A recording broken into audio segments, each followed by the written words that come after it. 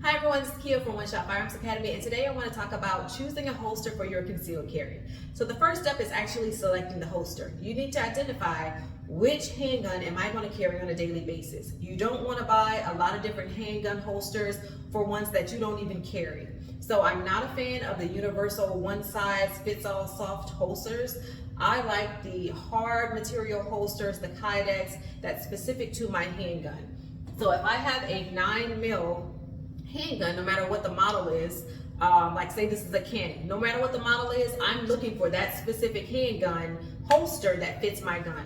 With that said, you want to ensure that the trigger guard is actually covered to whatever holster that you choose to get. So whether you're drawing from inside the waistband, outside the waistband, a purse or bag, when you draw, you don't want your finger accidentally pulling the trigger. So no matter what holster you choose, that trigger guard needs to be covered. Say you already selected whatever handgun that you want to carry every day. Say you want to carry a Glock 19 every day. Found the holster that's specific to a Glock 19. Now what?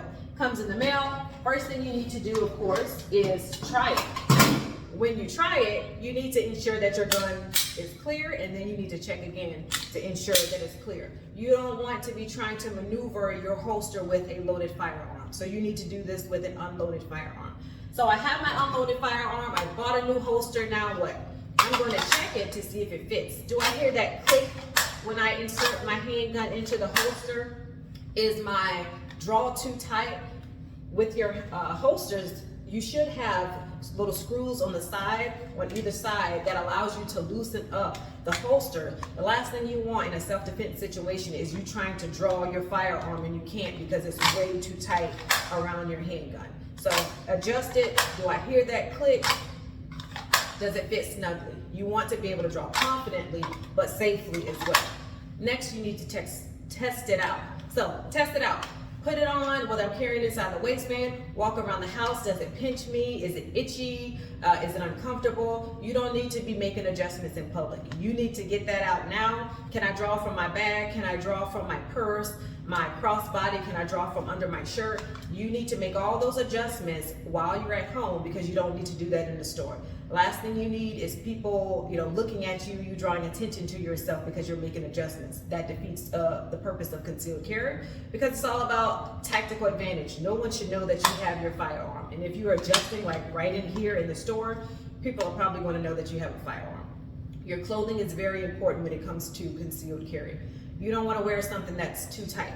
So you've tested it out, you got the right one, now just go out into public and try it, whether you're comfortable carrying loaded or unloaded, but you need to make sure that you get all those things out before you go in public. So again, choosing a holster, selecting which gun that I'm going to carry on a daily basis, selecting the holster that's specific to my gun, not a one-size-fits-all that it can just loosely fall out, and then actually clearing your firearm and trying it around the house.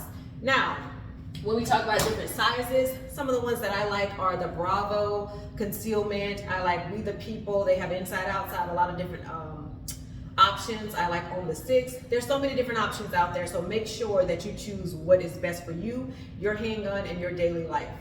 Having a revolver is not an excuse not to have a holster. If you have a revolver, it still needs to be in a holster. This is my snub-nose 357 Taurus. As you can see, the holster is different than the semi-automatic ones, but it still has a holster. My trigger guard is covered completely.